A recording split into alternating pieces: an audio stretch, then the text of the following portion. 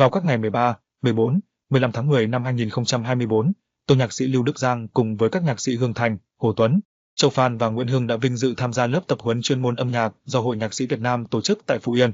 Trong không khí thu dịu nhẹ, tại khu nghỉ dưỡng Sao Mai Beach Resort bên bờ biển Phú Yên thơ mộng, chúng tôi được lắng nghe những bài giảng quý giá từ các bậc thầy âm nhạc.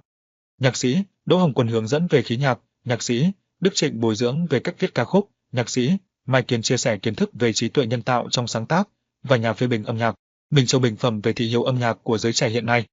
Những buổi học không chỉ cung cấp kiến thức sâu rộng, mà còn giúp chúng tôi có cái nhìn bao quát hơn, gần gũi hơn với thực tế cuộc sống.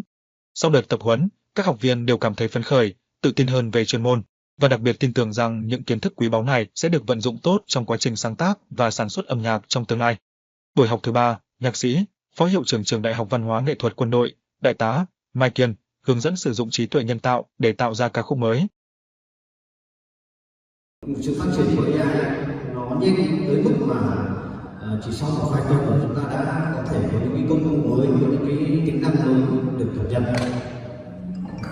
Thế và hồi đầu năm thì tôi cũng có nói chuyện tại Bạc Liêu của các nhạc sĩ ở phía Nam. Thế rồi sau đó cũng khoảng chừng hơn một tháng thì tôi lại nói chuyện ở Đại học Văn Hiến ở thành phố Hồ Chí Minh. Thế và mỗi buổi thì nó lại có những điều mới. Và hôm nay đến đây thì tôi cũng lại có tiếp tục những điều mới, tôi lại tiếp tục xin được trình bày. Và cái phần nói chuyện của tôi thì tôi sẽ chia làm 3 phần. Phần đầu thì tôi cũng nói một chút về lý thuyết một chút. Tất nhiên là rất ngắn thôi, vì cái nội dung này thì ai cũng có thể nắm được và muốn tìm kiếm thì cũng rất là dễ. Cái phần thứ hai thì tôi nói đến quy trình sản xuất âm nhạc và một số cái ứng dụng mà áp dụng trong cái quy trình đó như thế nào. Và phần thứ ba, nếu còn tỏ ra thì chúng ta sẽ thực hành một số cái ứng dụng AI để làm một số công việc cụ thể.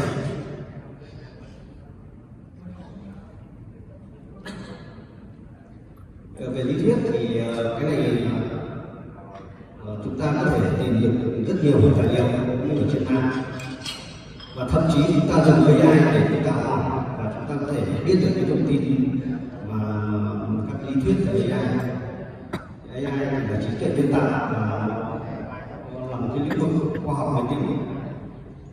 Ở đó thì cũng tạo ra cái hệ thống của chương trình khả năng học hỏi, suy luận và thực hiện các cái nhiệm vụ mà trước đó thì chỉ có con người mới có thể thực hiện được. Nó tái tạo khả năng tư duy và học tập và ra quyết định của con người bằng cách sử dụng các thuật toán dữ liệu.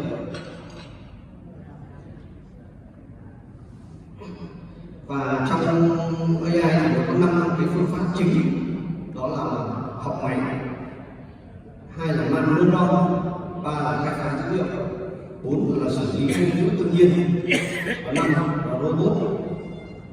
Vậy có 5 cái phương pháp chủ yếu AI vận hành. Và khả năng là đặc trưng của AI thì nó có thể tự học, tự cải thiện, nó xử lý thông tin phức tạp và dữ liệu rất lớn, tư duy logic và suy luận, giao tiếp và tương tác với con người. Tí nữa thì tôi sẽ giới thiệu cái phương pháp của tôi làm việc với AI như thế nào. AI thì tự động hóa công việc, phân tích dự đoán và tối ưu hóa điều khiển. Tuy nhiên thì nó phát triển rất mạnh, tuy nhiên nó vẫn có những một số cái hạn chế mà có lẽ là phải một thời gian nữa thì mình sẽ hoàn thiện. Trong đó thì cái việc hạn chế trong nhiều cái ngữ cảnh, nghĩa là chúng ta đưa ra một số ngữ cảnh và đưa ra một số lệnh, nhưng mà có thể nó sẽ không hiểu hết được ý đồ của chúng ta. Thì cái này là cái hạn chế của AI. Tuy nhiên khi làm việc với AI, chúng ta phải tăng cường cái cách làm việc, cái cách chúng ta làm như thế nào để nó có thể hiểu mình. Tiếp theo là khả năng học các cái dữ liệu nó còn một hạn chế, bởi vì là hiện nay thì các cái dữ liệu thu thập được thì cũng không nhiều, mà nó vẫn tiếp tục hàng ngày. Những người tạo ra AI thì họ cũng đang tiếp tục cập nhật những dữ liệu. thiếu khả năng tư duy ngoại suy, rồi là vấn đề đạo đức và trách nhiệm, hạn chế được tính tương đồng con người, vấn đề bảo mật, quyền riêng tư, rồi là AI cũng vẫn chưa thể thay thế được hoàn toàn con người. Khả năng đưa ra những quyết định và đánh giá như con người thì vẫn còn hạn chế. Thế AI hiện nay thì cũng chỉ giải quyết cái vấn đề dựa trên dữ liệu đã có sẵn, nếu mà dữ liệu không có thì không thể trả lời được. Đấy là cái hạn chế. Và AI thì thường được điều khiển bởi các đội ngũ kiểm soát, do vậy nó không thể vượt qua được con người, hiện nay nó chưa thể vượt qua được. Thế và AI nó cũng đã đặt ra rất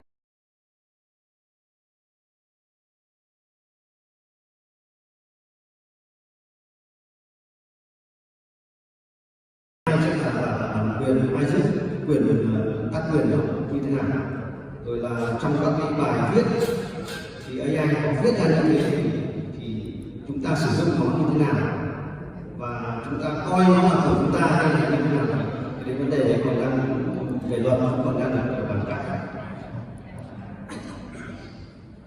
Thế và những vấn đề đặt ra thì có rất là nhiều, trong đó thì có vấn đề việc làm là vấn đề quan trọng nhất, bởi vì là AI nó thay thế con người rất nhiều lĩnh vực và từ đó thì con người dường như là đang bị thất nghiệp rất là nhiều và công việc bị thay thế.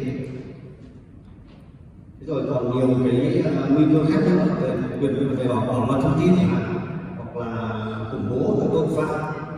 Hiện nay tội phạm công nghệ cao rất là nhiều và cái khả năng tự học, tự tiến hóa của AI sẽ rất là nhanh, chỉ trong một thời gian nữa thì có thể sẽ rất là phát triển. Thế thì sơ lược một số vấn đề lý thuyết như vậy thì cái này thì các bạn có thể tìm thấy trên mạng rất là nhiều. Bây giờ tôi sang cái phần 2 là phần quy trình sản xuất âm nhạc và giới thiệu một số phần mềm liên quan. Về sản xuất âm nhạc thì chúng ta cũng là một cái khái niệm mới gần đây sử dụng rất là nhiều. Trong đó thì cái khâu đầu tiên của chúng ta là vấn đề về sáng tác, sau đó thì hòa âm chuyển soạn, rồi sau đó đến thể hiện tác phẩm, rồi chúng ta đến thu thanh, chỉnh sửa mix, rồi hậu kỳ, rồi xuất bản phát hành. Đây là cái quy trình mà cũng gọi là quy trình cơ bản của sản xuất âm nhạc. Và trong các cái quy trình này thì các nước đều có cái sự tức là đều có cái dấu ấn của AI. AI đang cố gắng là làm tất cả các việc trong quy trình này. Ở đây thì cái phông nó hơi nhỏ cho nên là tí nữa thì tôi sẽ xin gửi cái bài này vào Zalo cho anh Thanh Hà, sau đó thì nhạc sĩ Thanh Hà thì sẽ chuyển đến tất cả môi trường chúng ta.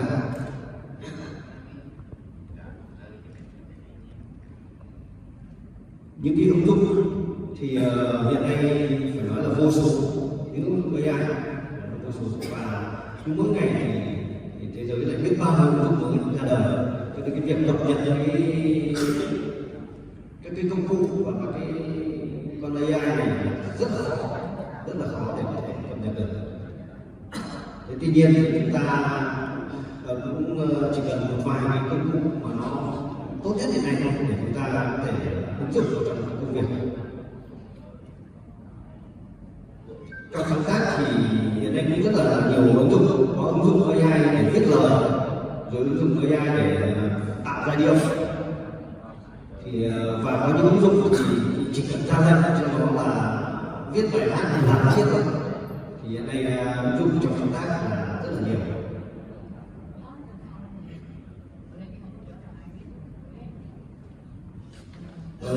Sau khi sáng tác thì chúng ta vấn đề chúng ta cần phải chép nhạc, phải viết ra.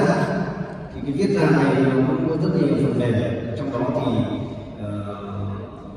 có thể AI sáng tác ra các cái bản nhạc và chúng ta lại lấy những cái giai điệu đó và chúng ta chuyển được thành cái văn bản bài hát. Thì đấy là nhu cầu rất là cần thiết và AI hiện nay nó cũng đang rất là cố gắng để làm cái việc này. Trong đó tạo phần mềm thì cũng có rất nhiều cái phần mềm hiện nay có thể sử dụng được. Tuy nhiên thì cái vấn đề mà hòa âm theo cái mong muốn của chúng ta thì nó vẫn còn rất là hạn chế, và chủ yếu là dựa trên cái dữ liệu của nước ngoài, và âm nhạc thì cũng là của nước ngoài, bởi vì những người sáng tạo AI là đều là nước ngoài, cho nên là cái việc mà chất liệu cũng như là cái dữ liệu gốc của nó thì vẫn là của nước ngoài là chính. Cho nên việc của chúng ta tạo ra phần mềm mà nó mang cái màu sắc của riêng chúng ta thì nó vẫn rất là hạn chế. Tuy nhiên thì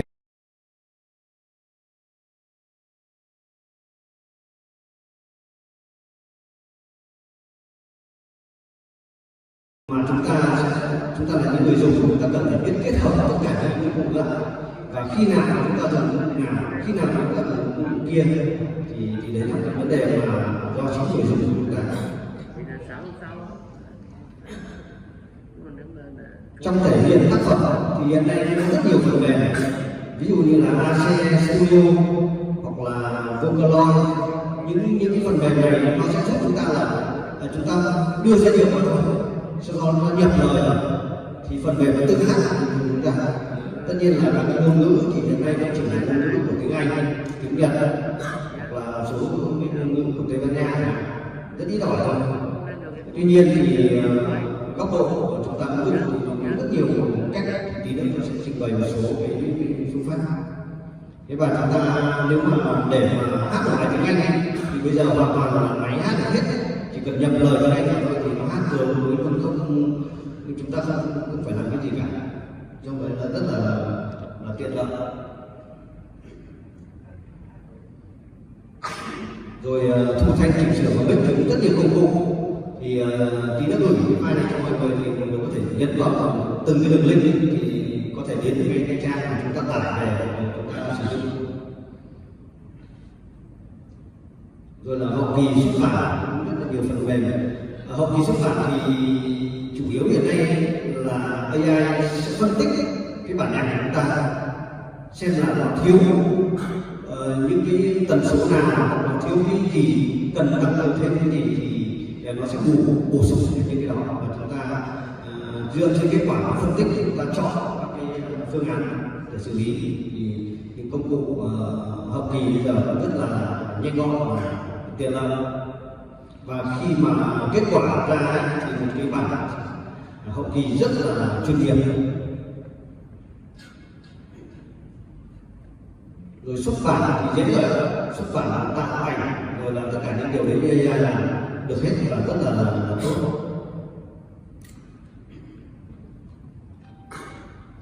Và bây giờ tôi sẽ xin trình bày một số cái phần gọi là ứng dụng và cụ thể của từng phần mềm để tất cả chúng ta cùng hiểu. Trước khi vào Phú Yên thì tôi có dùng AI để tạo một cái bài hát. Đầu tiên thì tôi dùng một cái phần mềm gọi là ChatGPT để tôi tạo phần lời ca. Phần lời ca này thì tôi cũng phải tất nhiên mình phải tương tác và mình phải yêu cầu nó thì nó mới ra đúng cái kết quả mà mình muốn. Sau đó thì tôi dùng Suno để tôi tạo giai điệu của bài hát. Và xin phép mọi người nghe một tí.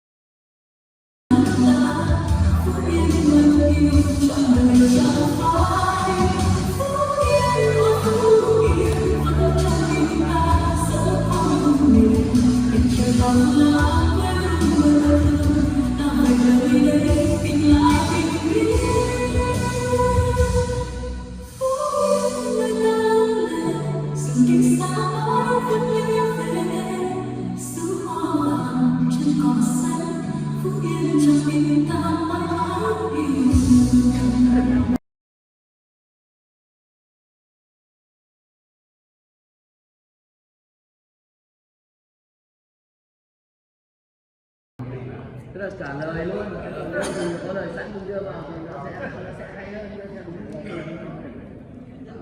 Và bây giờ thì tôi sẽ giải thích một số và cái cách mà tôi làm thế nào để mình tham khảo. Đầu tiên thì tôi dùng cái phần mềm ChatGPT, và ChatGPT thì chúng ta biết đây phần mềm này rất là mạnh và nó có thể giao tiếp với con người, và mình có thể nói chuyện với nó và yêu cầu nó làm những cái công việc. Và tôi cũng dùng một cái điện thoại này thôi, ví dụ như này.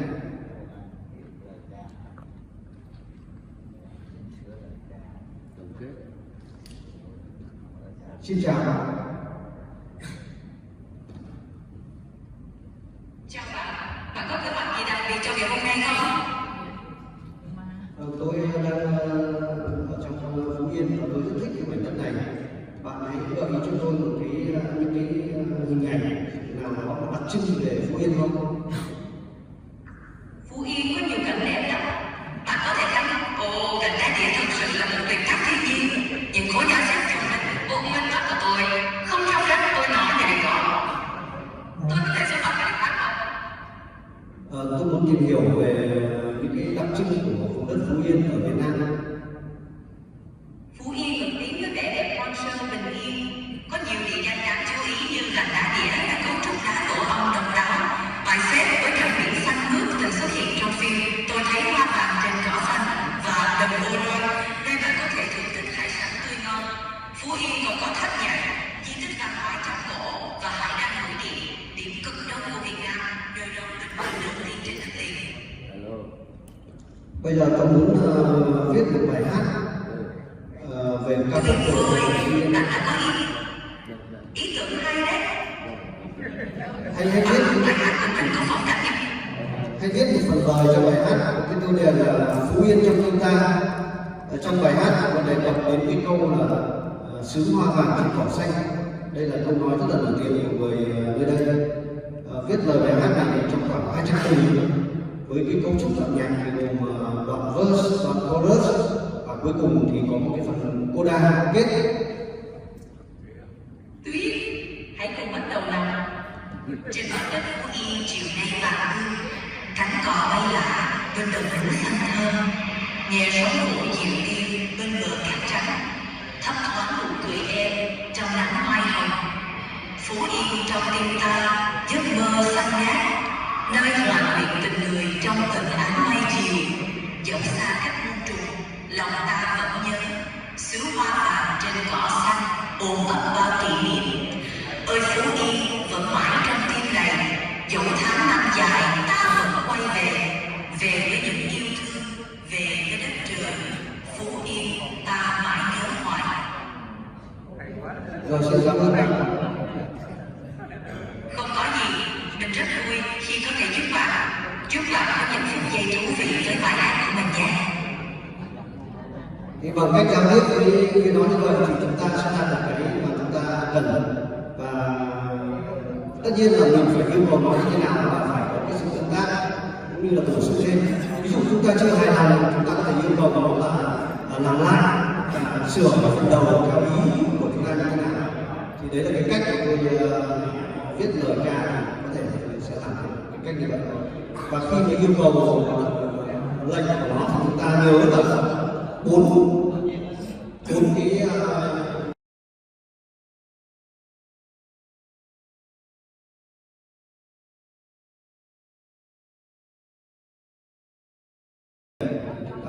yêu cầu cụ thể này. Cái thứ ba là chúng tôi bổ sung thêm những cái chi tiết ở đó, là ví dụ như là hoa vàng trên cỏ xanh này, hay là mình đá đĩa, hay là vân vân, những cái gì chúng ta muốn đưa vào. Và cái thứ ba là chúng ta giới hạn nó, định dạng nó như thế nào, cấu trúc của cái lời chúng ta gồm có mấy phần, rồi là coda, rồi là kết, rồi là đoạn nối, đoạn chuyển điệu, chuyển tông, vân vân, thì có thể đưa hết cái định dạng như này để nó ra đúng ý của chúng ta. Thế thì khi mà hoàn chỉnh câu lệnh có thể sẽ như thế này. Chúng ta cũng có đủ bốn cái đấy thì nó sẽ ra được đúng yêu cầu của chúng ta, và cần thay đổi thì chúng ta lại yêu cầu nó làm lại. đây là trong cái phiên làm việc của chúng ta, cái kịch bản này là dùng suno để tôi đưa cái lời đầu vào và tạo thành bài hát.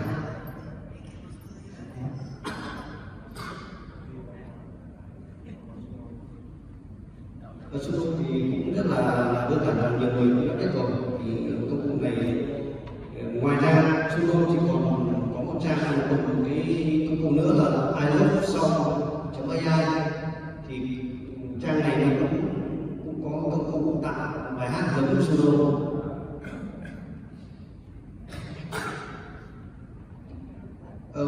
Cái ChatGPT thì ngoài cái việc chúng ta nói chuyện như thế thì tất nhiên là còn nhiều cái cách dùng hơn nữa, mà một cái cách dùng rất là phổ biến đấy là phân tích, thì nó có thể giúp chúng ta rất là tốt. Tôi lấy ví dụ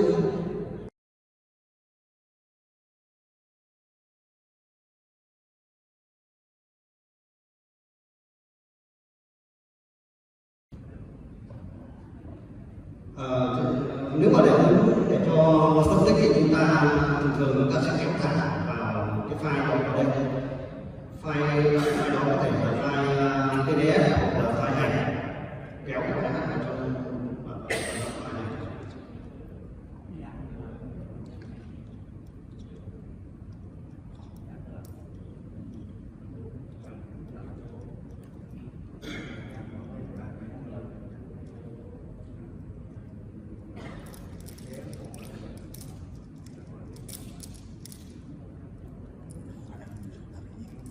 Đây chúng ta kéo vào như này, sau đó chúng ta có thể nói chuyện với nó, tương tác với nó. Ví dụ như là hãy phân tích cho tôi cái nội dung của bài hát này.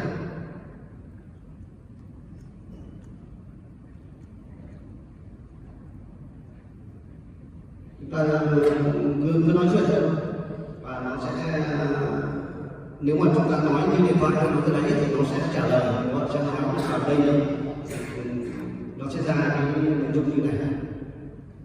Đó, thì nó sẽ phân tích và nó biết, tức là nó tự đọc cái nội dung trong cái file của chúng ta và đưa ra phân tích gợi ý. Mình có thể mở rộng tiếp ra, ví dụ như là tôi muốn biết là bài này giọng gì chẳng hạn.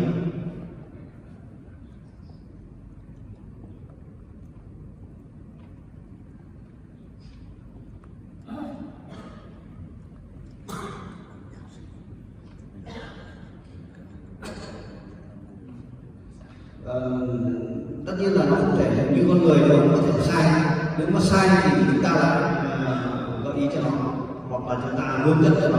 Thì đây là nó tính năng của nó là tính năng học, máy học, nó sẽ học tất cả những gì chúng ta truyền đạt cho nó. Ví dụ ở đây nó trả lời là bài đâu phải của mùa thu Phú Quang thường được trình bày ở trong 3 chiều. Này nó phải không đúng lắm. Thì chúng ta lại phải nói với nó bài này không phải là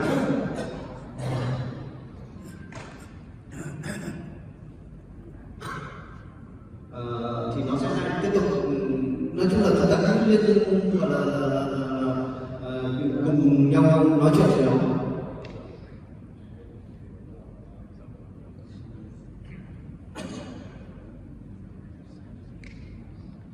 Đây là cái bài đọc.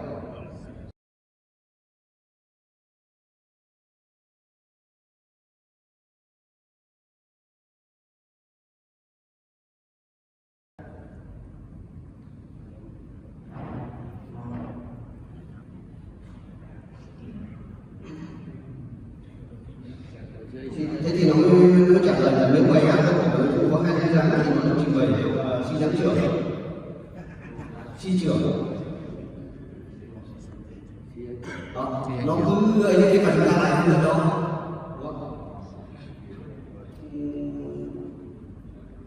Hoặc là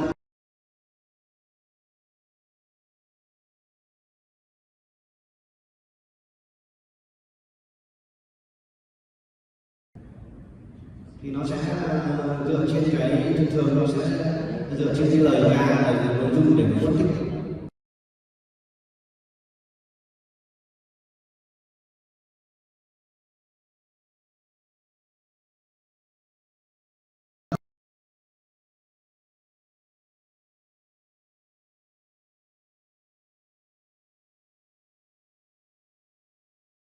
nhìn nó nhỏ, người không nhìn thấy nội dung. Thế thì bằng cách chúng ta tương tác với vấn đề thì nó sẽ cho chúng ta một kết quả. Và cuối cùng thì sau khi mà trao đổi với nó rồi thì chúng ta sẽ yêu cầu họ hãy viết một đoạn, hãy viết một bài viết mà có khoảng 1000 từ về phân tích về cái bài này. Thì lúc đó nó sẽ liệt kê, nó viết ngay cho chúng ta là cái bài viết hoàn chỉnh mà với những thông tin mà chúng ta vừa cung cấp cho nó, cũng như là nó tự phân tích được từ bài nhạc. Đấy, thì đấy là cách làm việc như thế. Và nếu chúng ta biết cách làm việc và tương tác với nó thì nó sẽ giúp chúng ta rất là tốt. Và khi mà chúng ta có được kết quả phân tích đấy rồi thì chúng ta phải yêu cầu nó là hãy bổ sung thêm thông tin về nhạc sĩ Quang, ví dụ thế, vào cái phần đầu tiên.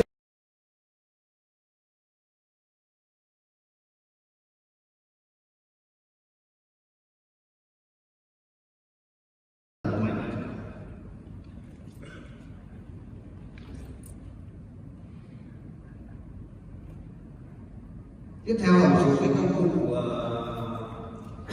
công cụ khác để tạo nhạc nền. Chúng ta cũng có thể có một số công cụ, ví dụ như là Beethoven. Ở đây cũng chia đây.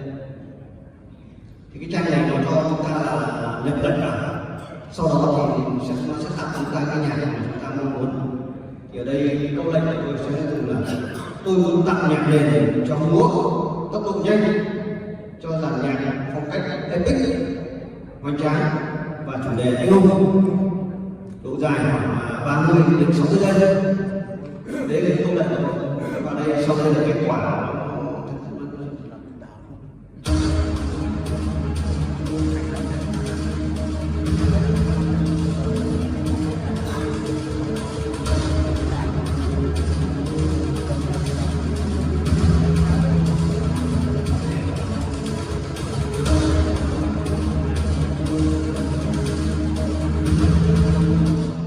Và nó ra 4 cái kết quả, chúng ta có thể chọn cái nào mà mình nghĩ.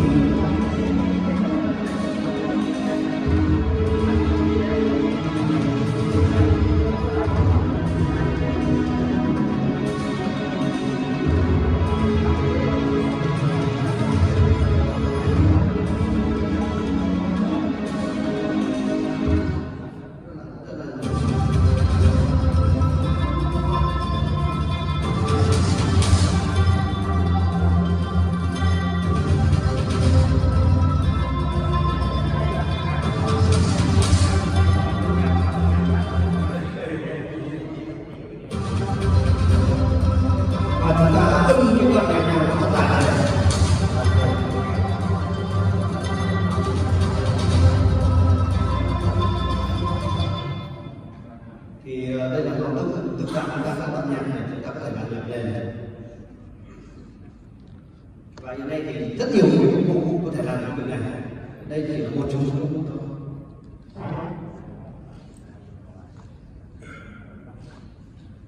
Tiếp theo là đến một cái công cụ để có thể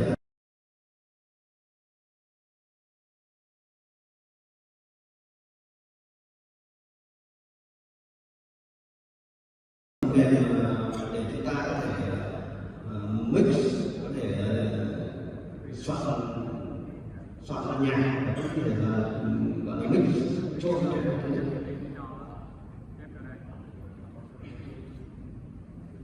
Cái này thì chúng ta chỉ cần nhận vào cái link này và nó ở cái trang của cái này, và chúng ta làm được online thì không phải tải về máy nữa.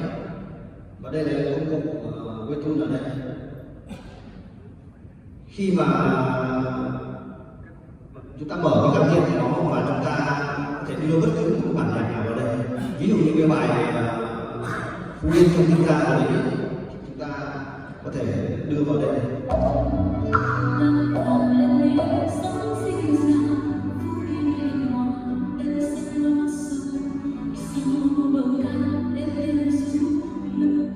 Và phần mềm nó cho phép chúng ta tách lời, tách trống, tách bass, tách các nhạc cụ chẳng hạn. Có nghĩa là nó tách từng kênh ra của chúng ta để chúng ta có thể chỉnh sửa từng cái rồi. Ví dụ chúng ta chỉ quan tâm đến lời thì chúng ta nghe riêng chất hát và lấy riêng chất hát là được.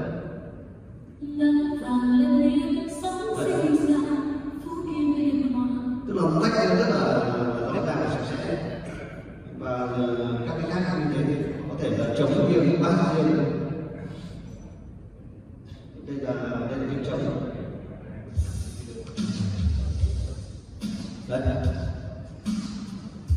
Thì cái phần này rất là hay, và nó thậm chí là cái phần cái bài hát ở cái này, cái bài hát khi chúng ta tách ra như này rồi thì chúng ta có thể chuyển nó từ cái audio này sang MIDI để nó ra cái nốt nhạc.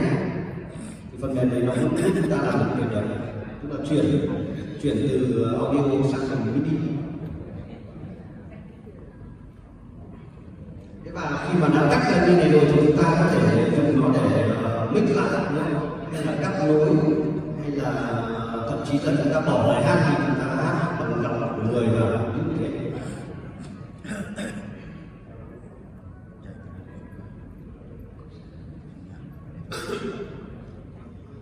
Một công cụ tiếp theo là công cụ của ACE Studio. Công cụ này thì chúng ta sẽ tải vào máy để chúng ta cài đặt vào trong máy. Sau khi cài đặt thì nó sẽ lên cái giao diện này. Phần mềm này có thể dùng riêng độc lập hoặc có thể dùng trong cái phần mềm ví dụ như Cubase hay là phần mềm khác thì dùng trong đó. Đây là dùng độc lập. Cái phần mềm này là cái phần mềm mà như tôi nói lúc nãy, tức là nó dùng để thể hiện cái giọng hát, có nghĩa là chúng ta đưa một cái nhạc, chúng ta đưa một cái melody vào thì nó có thể giúp chúng ta là hát lên. Tất nhiên hiện nay nó đang còn ngay thôi, và tôi cũng minh họa thử một số cách để chúng ta làm.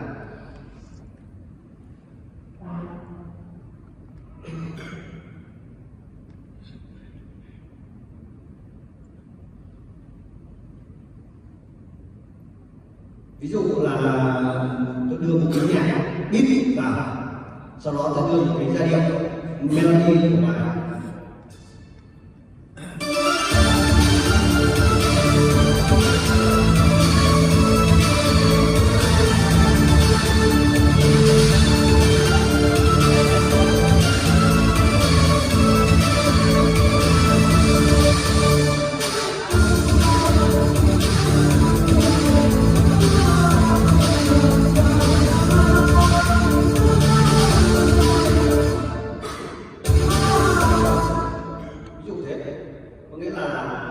Đưa nốt vào kêu tiếng người. Tuy nhiên cái tiếng người mà như nào chúng ta phải chỉnh cho nó, như là chúng ta để la la la la thì là tư thế nó hát la la đâu. Thì hiện nay nó chưa có tiếng Việt, nhưng tiếng Anh thì rất là tốt.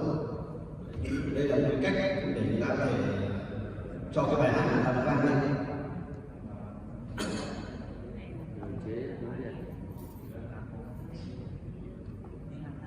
Chúng ta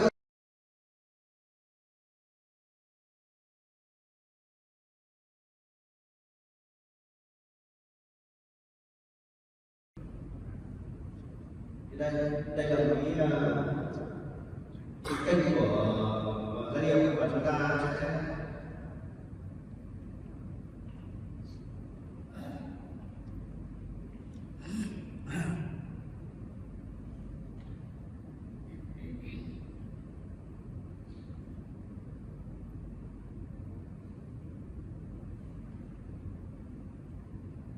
cái phần mềm này nó giúp chúng ta là có thể thay đổi các giọng hát khác nhau.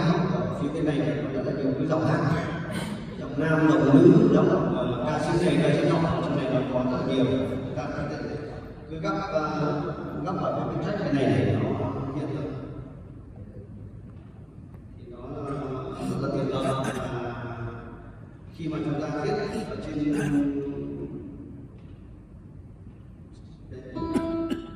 chúng ta dùng các viết các nốt về đi và chúng ta thay đổi cái ký tự ở đây, nghĩ là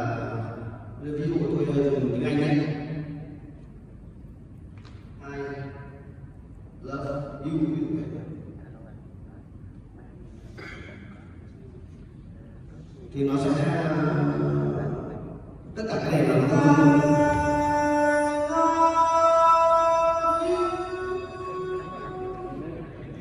thì mình cứ đưa bất cứ gì đó vào để hát cho mình.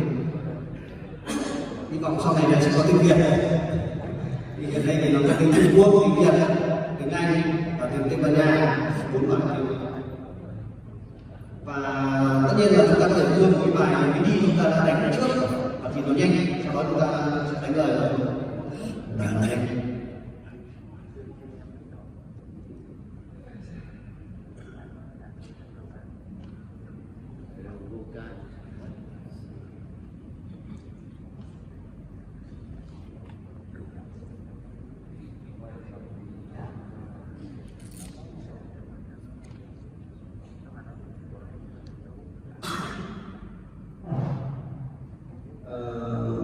Đấy là một số cái ứng dụng thôi, và cái này thì nó cần chúng ta phải có một cái thời gian để chúng ta làm quen với nó và sử dụng nó, và cái cách dùng như thế nào nó do của chúng ta, mỗi người sẽ có cách dùng khác nhau và cách tương tác với nó khác nhau. Thì cái này sẽ gửi cái file cho toàn bộ các nghệ sĩ để các nghệ sĩ có thể nhân vào đó. Thế và như lúc đầu chúng ta có làm cái khảo sát thì tôi cũng xin phép được mở cái đó và xem cái kết quả.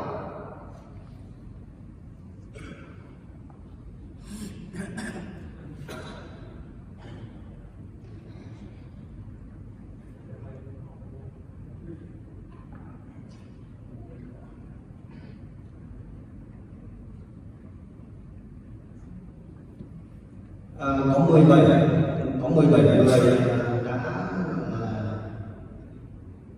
tham gia khảo sát. Và kết quả thì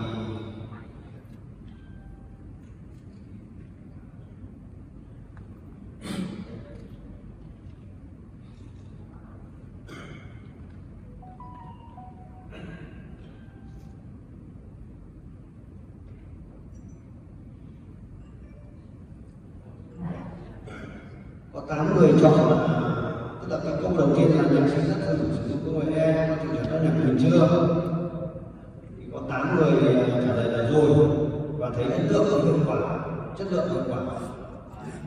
Có 5 người thì nói là chưa, 4 người thì nói là rồi nhưng mà thất vọng về chất lượng. Thì thông qua cái khảo sát này thì cũng sẽ biết được là cái sự quan tâm cũng như là cách mọi người sử dụng như thế nào.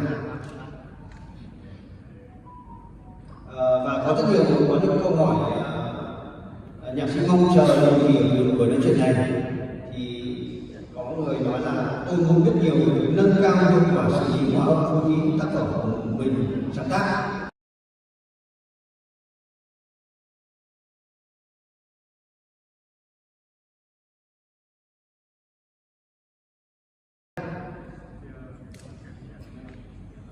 Thứ ba là tôi chờ những công nghệ ứng dụng mới để tham khảo ứng dụng vào công việc. Thứ tư là hiểu biết thêm những kiến thức công nghệ AI để có thể vận dụng. Thứ năm là sử dụng AI trong việc tạo bản hình sáng tác. Thứ sáu là công dụng của AI trong lĩnh vực âm nhạc, hướng dẫn để sử dụng AI tốt hơn, học hỏi thêm về tư duy âm nhạc, mong ra quy chế để sử dụng AI, biết sản xuất âm nhạc bằng AI, hiệu quả sáng tác, biết vận hành tốt, hiểu về AI hơn, vân vân.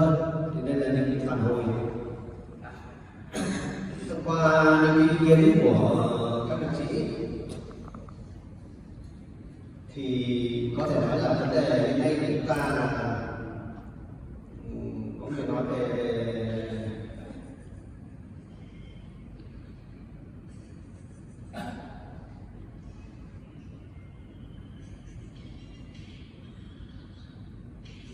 quan điểm khách quan và chủ quan của đồng chí về với tương lai âm nhạc Việt Nam với AI.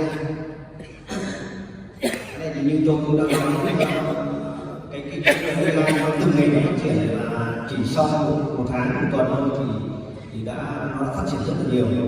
Và tương lai thì chắc chắn chúng ta sẽ phải đồng hành cùng với AI rồi, không có cách nào khác cả. Chỉ có cái là chúng ta thái độ của chúng ta đối với nó như thế nào. Tôi nghĩ là cái thái độ của chúng ta đối với AI là đặc biệt quan trọng nhất. Từ đấy thì nó sẽ giúp chúng ta hay là chúng ta bị phụ thuộc vào nó. Và chắc chắn là tương lai thì AI sẽ thay thế cho con người rất là nhiều lĩnh vực. Trong đó thì âm nhạc, sản xuất âm nhạc, sáng tác âm nhạc là lĩnh vực mà hiện nay phát triển rất là mạnh.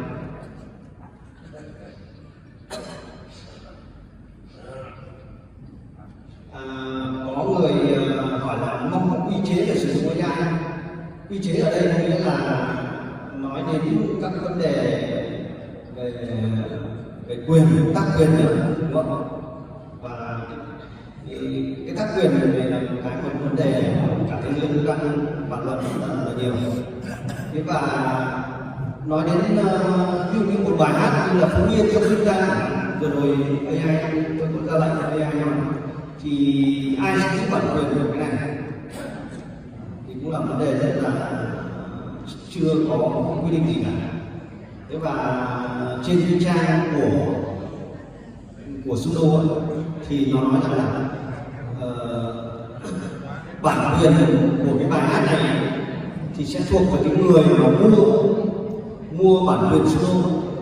Còn nếu mà chúng ta không mua Suno, chúng ta chỉ dùng chơi như thế thôi, chỉ đăng ký miễn phí thì chúng ta chỉ được phép sử dụng cá nhân, không được phép nói là của mình. Thế nhưng nếu mà mua bản quyền sử dụng của nó, nghĩa là một tháng mình trả nó vào tiền để các cái gói sử dụng, thì nếu mà mình mua nó thì mình sẽ được gọi là nó là bài hát của mình. Đấy là trang Suno nó công bố như thế. Đấy, nếu mà chúng ta mua bản quyền thì chúng ta sẽ được gọi cái đấy là sản phẩm của chúng ta. Còn tất nhiên mỗi trang thì nó có những điều khoản khác nhau, và hiện nay trên thế giới cũng như ở Việt Nam chưa có vấn đề gì về bản quyền cũng là vấn đề tác quyền.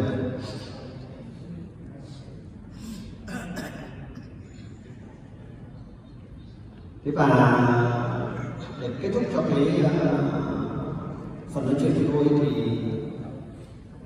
cũng chính là một vấn đề tương lai của AI trong sản xuất nhạc. Như vừa rồi có đọc cái ý kiến của một vị về cái tương lai của AI thì chắc chắn là AI nó sẽ khẳng định vị trí